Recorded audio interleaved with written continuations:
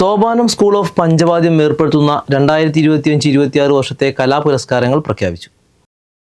പാനയാശാൻ ഗോവിന്ദൻകുട്ടി നായർ സ്മാരക ഗുരുപ്രണാമം പുരസ്കാരത്തിന് 3 പ്രമുഖ കലാകാരന്മാരെ തിരഞ്ഞെടുത്തു.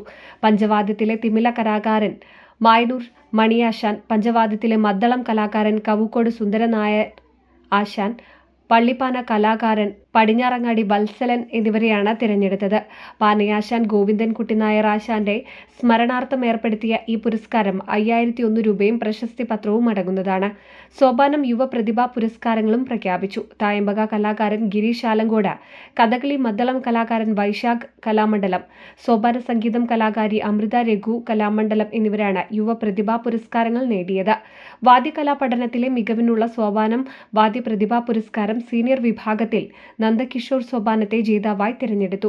വാദ്യകലാ പഠനത്തിലെ മികവിനുള്ള സോപാനം വാദ്യ പ്രതിഭാ പുരസ്കാരം ജൂനിയർ വിഭാഗത്തിൽ അതുൽ സോപാനം, ആദിദേവ് സോപാനം, തേജ് സോപാനം, നിരഞ്ജൻ സോപാനം, പവൻ സോപാനം, ശ്രീനന്ദ് സോപാനം, ശ്രീലക്ഷ്മി സോപാനം എന്നിവരെ അവാർഡിനായി തിരഞ്ഞെടുത്തു. എടപ്പാളിനടുത്ത കണ്ടനകത്തെ സോപാനം സ്കൂൾ സഭാമണ്ഡപത്തിൽ വെച്ചാണ് അവാർഡുകൾ പ്രഖ്യാപിച്ചത്. 2026 ജൂലൈ 26 ഇതേ വേദിയിൽ അവാർഡുകൾ സമ്മാനിക്കും. സോപാനം സ്കൂളിലെ ഗുരുനാഥന്മാരും പ്രവർത്തക സമിതി അംഗങ്ങളും ചേർന്നാണ് അവാർഡുകൾ പ്രഖ്യാപിച്ചത്. ഗുരുനാഥന്മാരായ മുരളി കണ്ടനകം, ഭാസ്കരൻ കണ്ടനകം, സോപാനം സ്കൂൾ അഡ്മിനിസ്ട്രേറ്റർ സിന്ധു ദിവാകരൻ, പ്രവർത്തക സമിതി അംഗങ്ങളായ Vijayan Pariyapuram, T P. Mohanan, Sreevidya Vasudevan, Ramani, Ajitha Mullappally, Deepa VM, Sopanam office in charge Sabitha Sudheesh തുടങ്ങിയവർ പങ്കെടുത്തു. NCV news Edappal.